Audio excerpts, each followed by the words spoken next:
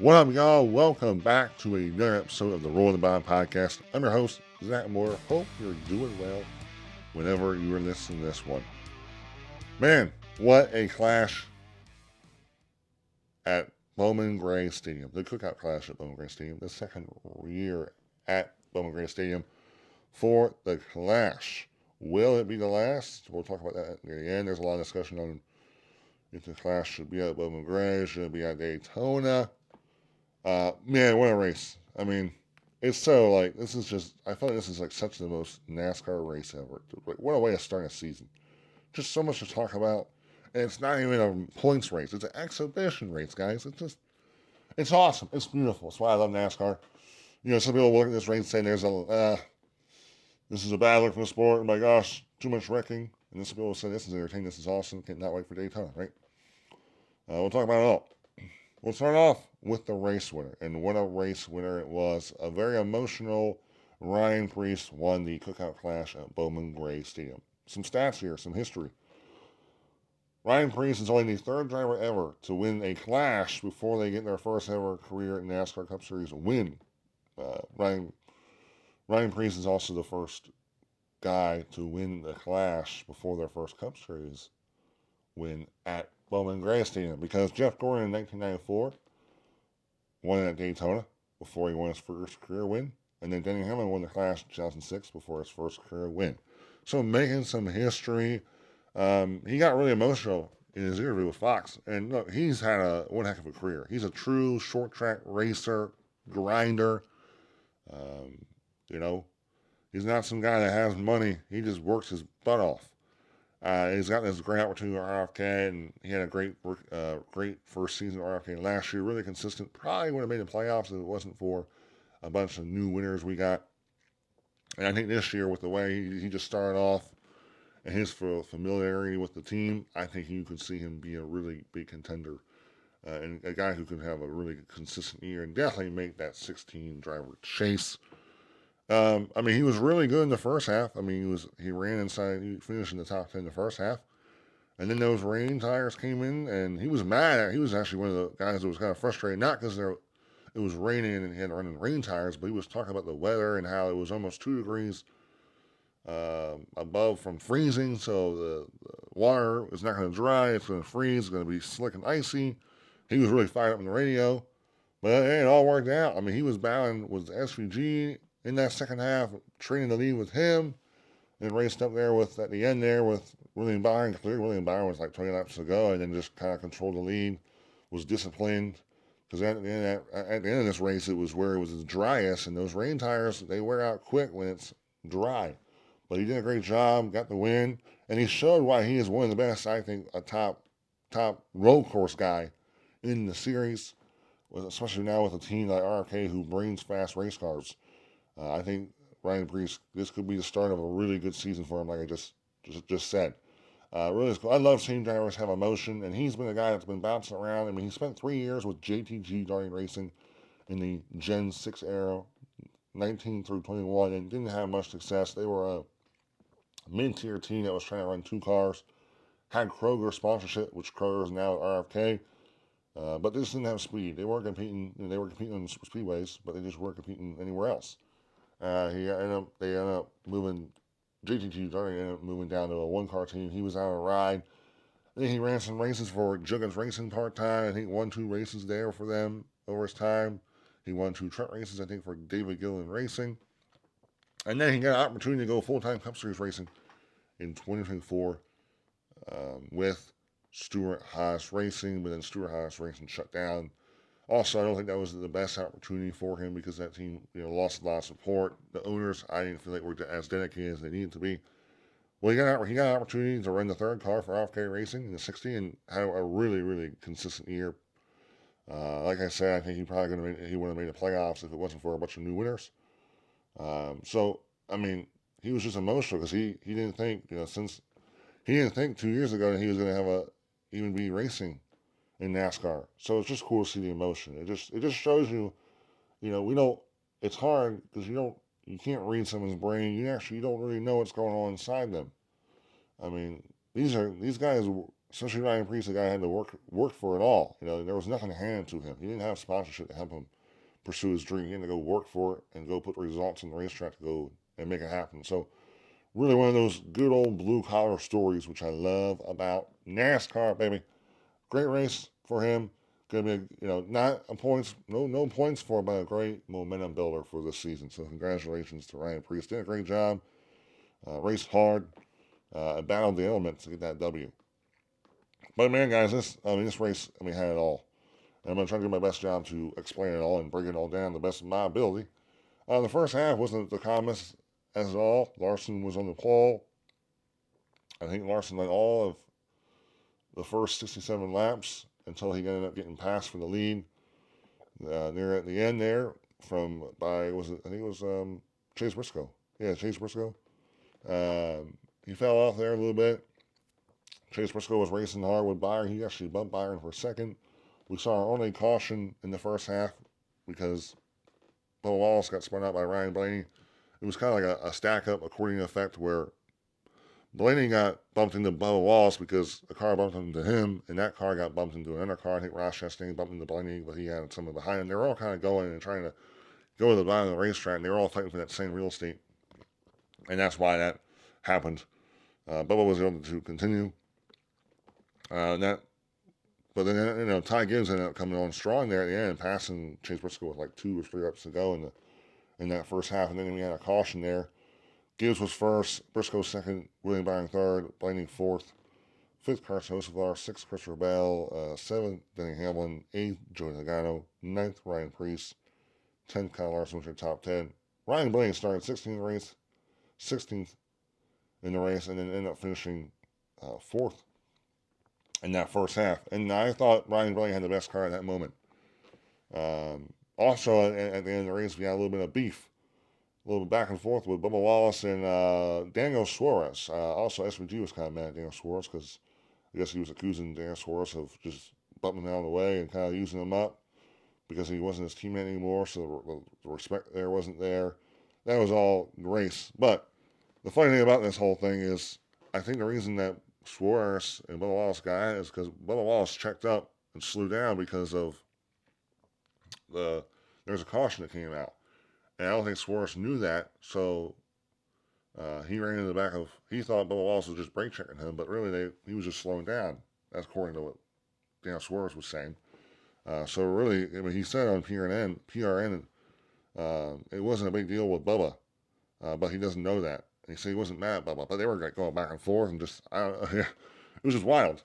But there was a quote on Fox that then Jordan Bianchi retweeted saying, "I'm going to kick the effing butt." Tells SVG, I'm coming for him." So people thought he was talking about SVG, which he was, but Julia PK, who is married to Daniel Suarez, actually fact-checked and clarified to Jordan Bianchi and saying no. He actually said this: "Tell the 23 spotter if he pulls that crap one more time, I'm going to kick his butt." And then he said, "I'm coming for the 97." So Julia PK clarified what actually Suarez said. That makes a lot more sense because he just had that incident with Bubba Wallace. And then when he had that break, man, they had pit stops. They could make adjustments, put fuel in the car, air pressure, all that. I think they could put new tires on. Well, then the rain came. It wasn't just rain; it was sleet, a bunch of sleet. And then they came down pit road and they sat there for a little bit, put the covers on the cars, and then NASCAR said, "You know what we're going to do? We're going to put the rain tires on." And I guess it was only supposed to be like a 10-minute shower. It was probably a little bit longer than that. Probably more like 20 minutes. I mean, the hard stuff was there for the good first 10 minutes, and then it kind of died off there. Well, then they put these tires on, and they all roll back down. And now when you can run into the rain at short tracks, but there's no windshield wipers, there's no mud flaps, there's no defoggers, none of this stuff to help keep your windshield from so you can be able to see. So then they're just doing laps after laps after laps, and that's where I got the most frustrated part in this race as a fan. Where you're like, why is NASCAR just making these guys circle around and they're talking, hey, the lighting is glaring through. The lighting is making a glare with the rain, and the track is shiny. So that's the only time it's hard for me to see. Some drivers are like, man, let's go, let's test it, let's see how these rain tires do. Christopher Bell is getting really impatient, saying either let's go and try this or let's go and park it and go and dry the track off from the standing water. So that was where I get frustrated. Was I feel like NASCAR has enough experience with this rain stuff. Now sleeting is different. That's ice. That can create slippery. I guess a little more dangerous because the cars can slide. They can't brake. They can't have control. They can't find grip. That can be a little more dangerous. But I feel like NASCAR has been through these situations that, like, come on, why can't we go to speed this up? Really, they should have been, hey, 3 laps, pace laps, let's get going. Because they could have dried that track. They could have kept heat and moisture in the track if they were running, full green 5 laps. They never did that. So they went back down pit road, which was behind turn 3 and 4. And they just kind of sat there. The drivers came out and dried off and blew some of that standing water off. And then we got going. Larson, no, I guess it was Ty Gibbs, Chase Briscoe led the field. And then we saw, right off the bat, we saw a spin. Zillage got in the back of Hamlin, and Hamlin got into the 22. What was it? Hamlin takes out Larson. Bush was also involved. It was just mayhem. Then we saw the 3 got into the 12.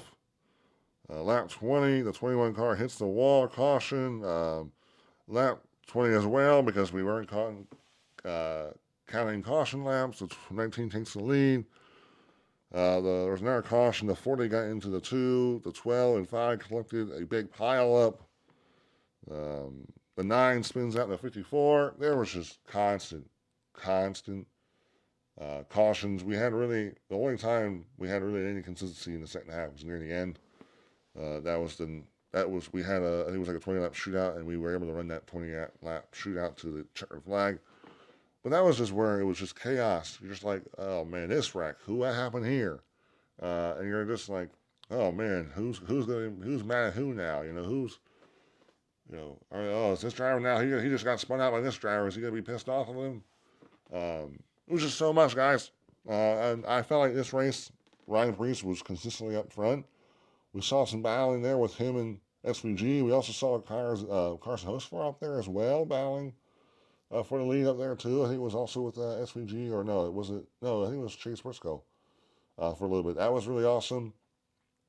We ended up seeing Bubba Wallace spin out Hocevar because they were getting a little too aggressive with each other using the bumper. Chase Briscoe took out Shane Van Gisbergen, who was running top 5 at the time, because what ended up happening is they would all some of the most entertaining races in NASCAR, I think, is when they're on rain tires, because when it's green flag, they're all just spreading out and they're just trying to find where the group is. So these things are fanning out. They're using the entire racetrack. They wouldn't be using the entire. They weren't using the entire racetrack in the first half. They're just finding a grip. It was really entertaining to watch. Well, then what happened is they continued to run laps, and then they would all find and merge to the top and run the high line, and then that lane would get dry. Well, no other part was dry, so Briscoe got a little too low, and he said pretty much he hit this slick kind of icy part. He was saying it was like ice because it was wet, it was slick, and he couldn't turn. He would just go straight. So he looked like he intentionally wrecked SVG, but it was just because he couldn't turn the car. So that was wild, and a lot of people's days were ruined because of just someone else making a mistake because of the conditions. But that's why a lot of the chaos happened. Danny Hamlin was saying is because everyone's fighting for the same real estate. Everyone's fighting for this one lane. There's not 2 lanes. It's just one lane. So you would see like some drivers drive in deep or drive in really close and then slide up and door bang and use guys up. You see like some guys do like a mini slide job. It was awesome. But also like you saw a lot of cautions, so there was no one was really able to build any consistency. And then we get to a really weird part. I wouldn't say I don't know why. I don't. That's for some reason the word weird came up to my mind. Kyle Larson ran out of gas on lap 153, and we're like, what the world? You're running out of gas? I mean, it's a quarter mile. It's like as big as a track and field track. You're running out of gas there, and then look, at the time, I made sure to keep track of this. The Fox said that they, at the time, ran 133 laps under yellow, and they ran 153 green flag laps. That's around 270, no, 267 laps. No, 66 laps. 266 laps ran. No, almost 286 laps ran under around that track. Um, and I guess it sounded like that not every team filled their entire tank up to start the race, because I think there was a lot of guys then later on that said they were good to go when the other guys weren't. Well, after Larson ran out of fuel, he wasn't filled up. But then guess what? Who else ran out of gas? His teammate in the 9 car on lap 165. And then after that, NASCAR allowed them to then, they told the entire field, you can come down and fill up. Well, that then pissed a lot of crew chiefs off, like James Small, and I was told the 60 team, I think, as well, or something. I forget who all. I think it was mainly James Small. He was really mad because he was like, well, we're good to go on fuel. This is going to help us, but because other teams were playing around with the fuel, because I think some teams, they don't put a full tank in because it messes with their setup, the weight distribution, a lot of science behind that. Well, now they can take advantage of this.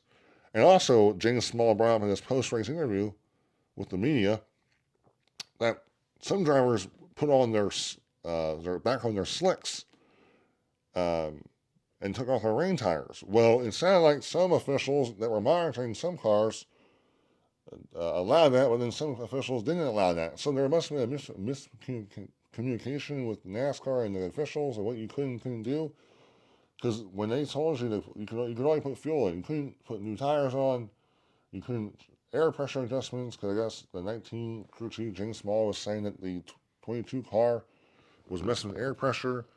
I think I saw the 45 put on slicks, the 77 put on slicks, and I think he said he only ran around 7 laps on slicks until that caution came out where NASCAR made the teams come down and top off. They actually made they made the 77 take off his slicks and put back on rain tires. So just a lot of miscommunication, made a lot of people frustrated. Um, so that was really entertaining, really wild. But that's the thing that you get frustrated. It's like, why is there this? Why does it always have to be this inconsistency with some of the officiating and just the miscommunication? It's like, how did officials not? One official is saying this, the other one's saying this.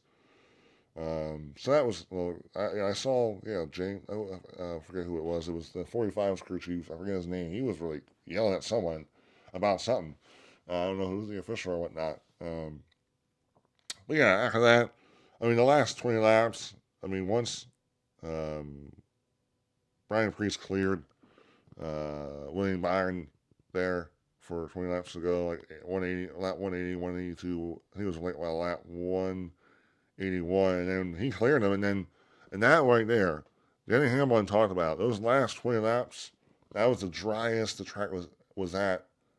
That was the driest the track was at all during the entire second half, and we know that running those rain tires on that dry track is going to increase that wear.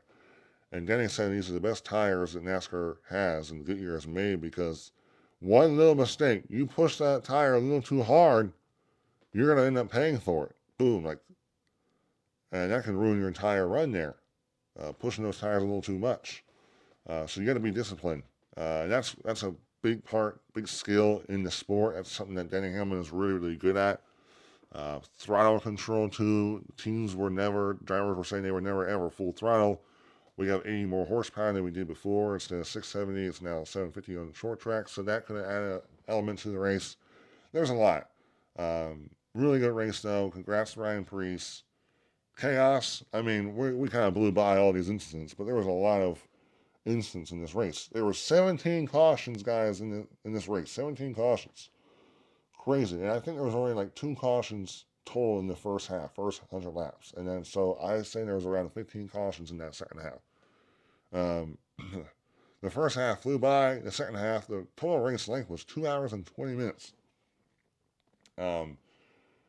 Like, that's wild for how short the race is. I know you don't count caution laps. That, of course, can also add length in the race. But That was a long race, and the second half really had no momentum. So that's one of the reasons you could say this race was a little meh. But for an exhibition race, I thought it was super entertaining. And like Ryan Preece finishes first, William Byron finishes second, Ryan Blaney finishes third. Ryan Blaney was spun around, contact. He was in a mess during that second half. He comes back and finishes third. Daniel Suarez was involved in a bunch of incidents, right? We just talked about him. He finishes fourth. Denny Hamlin was spun around. He was airborne. Denny Hamlin finishes fifth, but there was one time he got airborne there with contact. I think it was Joey Logano. He said he thought the thing was killed. He kept going and finishes fifth. Wild stuff, man. Chase Briscoe was involved in stuff. I mean, he took out SVG. He finishes sixth. Austin Dillon, I think, took out a guy. He was involved in stuff. Seventh.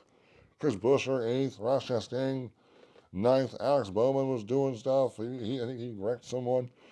Everyone wrecked someone in this race. Johnny Logano was 11th. Josh Berry, who won the last chance qualifier race, finishes 12th. Christopher Bell, 13th. Ty Gibbs got wrecked, took out.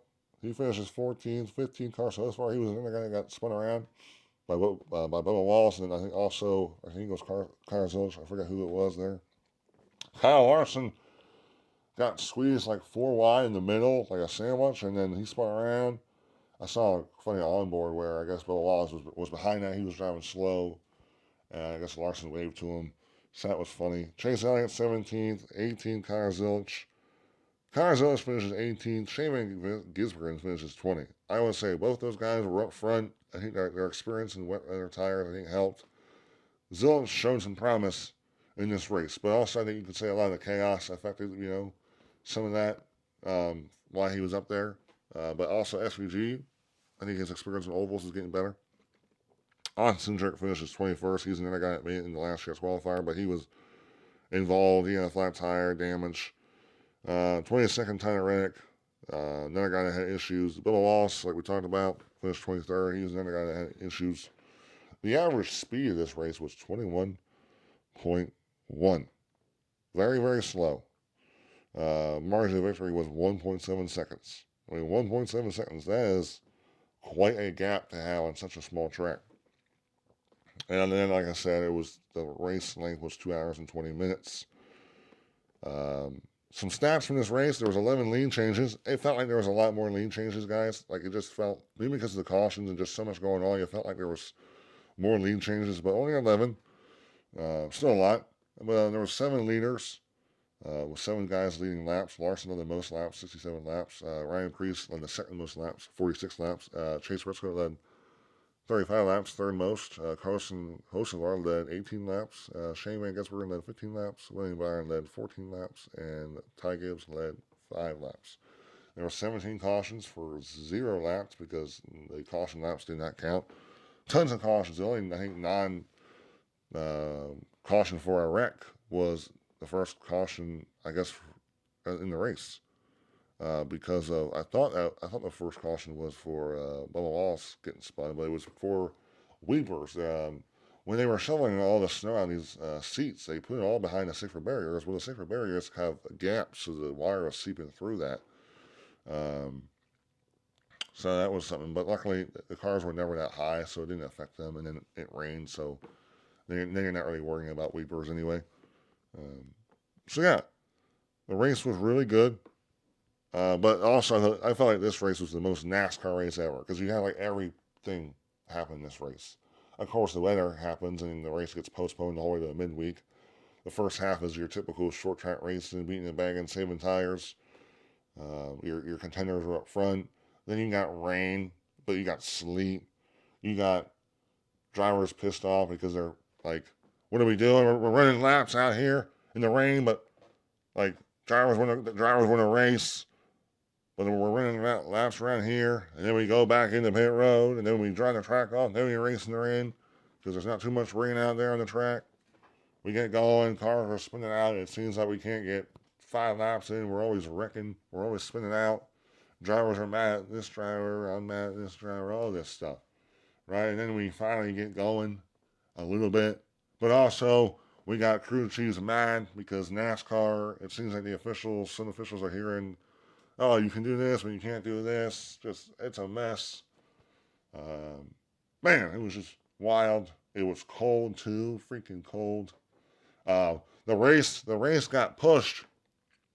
I mean, halfway through the second half, it was on Fox. Well, Fox moved it off Big Fox because the Masked Singer. They got to show the Masked Singer, popular show. So they moved it to FS2, a smaller. I mean, FS2. They didn't move us to FS1. They moved us to FS2, bro. Fox had some issue. There was some glitching going on. There were some typical Fox things in there, but I'm not going to get too much into that. So yeah, this race had it freaking all. But that's NASCAR for you, baby. And some people will say that's a bad thing. Some people will say it's a good thing. Um, the Clash is meant to put on an entertaining show, and I think it put on one heck of an entertaining show for sure. If I were to rank this race, the rolling rank, haven't really done this, but we're gonna get back to it hopefully. The rolling rank, I'm gonna give it a 7.6 because I think it was entertaining. There was a lot of good racing. There was tire fall off. I think of course, you could say if there was. I think if you could clean up some of the wrecking and make it a little more consistently in long runs where you can get tire wear to be a bigger factor in there, um, then I think this race could have been a little higher in my poll, but I thought it was a good race and entertaining, and it did what it needed to do. Definitely longer than it probably should have been, but look, guys are being aggressive, and that's what you want drivers. You want drivers to be aggressive.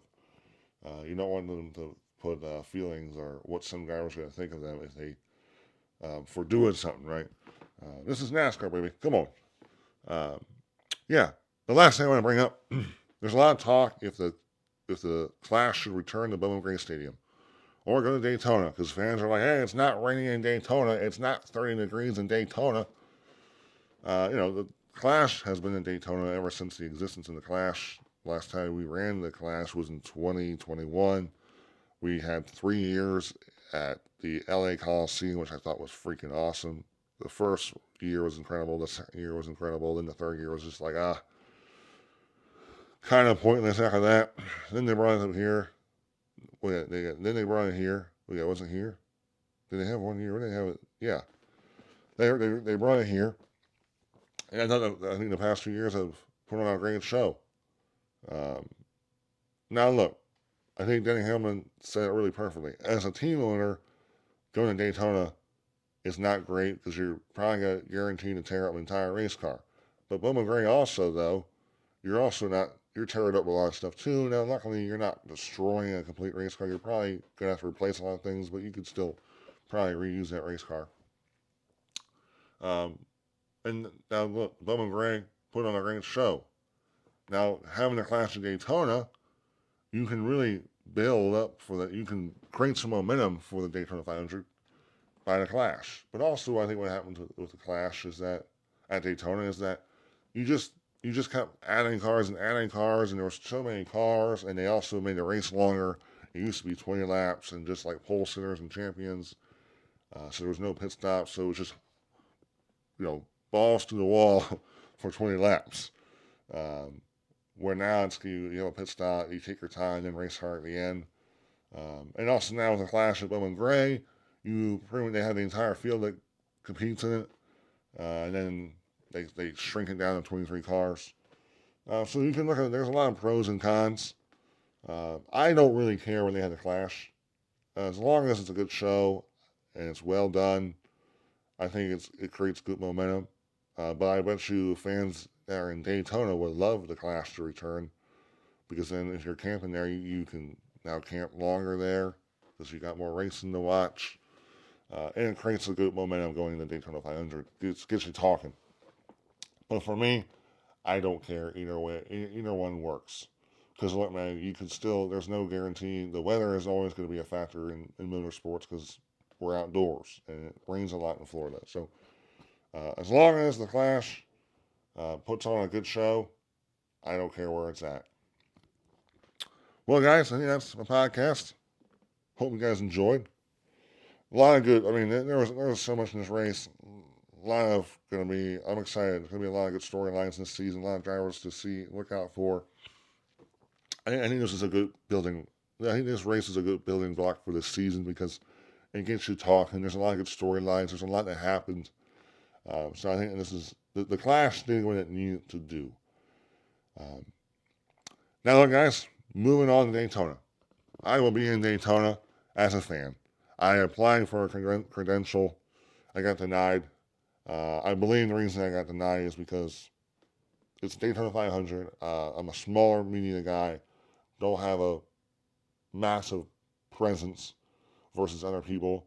There's a lot of media members that cover that race that don't even cover the full season. You get a lot of your biggest media attention um, for the Daytona 500 than you do any other race because it's a Daytona 500. It's like one of the only mainstream races. When you think about massive sporting events, the Daytona 500 is one of them. So, and also they don't have unlimited media credentials. So I really was looking forward to doing it, going. I thought, I was confident. I had a lot of questions lined up. It stinks, but it's one of those things that you just gotta stay. It still it motivates me to hopefully get to that level one day. Um, and it's just another thing I'm chasing, another dream and goal I'm chasing in this industry to one day cover the Daytona 500. But I'm excited to be there as a fan. My whole family will be down there as a family vacation. If you see me there, I'll be wearing a black rolling bound hat, blue Hokas. Come on, come by, let's talk, let's chat. Now, if you want to pick a fight with me, I will fight back. So just watch out there. Um, but yeah, guys, I know there's a tweet out that Jeff Gluck and Bob Cockrell do every race weekend, so I might join that. I've never been to one of those. A lot of people show up. It's kind of a time to talk racing. So I might join that. So that could be an opportunity. You guys can meet up with me and we can talk if you want to. But overall, guys, thank you guys for watching this podcast. A lot of media content I got to post, shorts, podcasts. So I'm looking forward to doing all of that, guys. Overall, guys, thank you for watching. It means the world. I have a Patreon now, so if you want to support my work and help fund some of my races I want to go to, you can do that. If you do pay $5 or $10, you do get to get your name on every Roll the Bottom podcast. You can get early access to my top 5 paint schemes before anyone else does. For $10, you can join my exclusive Zoom call every Tuesday night, 8 to 10, where you can give your own thoughts and you can chat with other fans, hopefully, about racing. But the only way that Zoom call happens is if we get more people to join. I might lower prices if it's better for fans and it's cheaper because I'm not here to outprice people. I'm not here. I'm not here for. I wouldn't say I'm not doing it for. I'm doing it for the money, so I can. But it's a way for you to support me to help me. Because I realize, guys, the only way to be successful in social media is you need people, you need supporters. Everyone becomes popular because people like their stuff. Um, no one just becomes popular because you're good at social media doesn't mean you're going to be successful and make money and all this kind of stuff and have followers. So yeah, like I said, I'll say it again. Overall, thank you guys for watching, and I'll see you in the next one, y'all. Goodbye.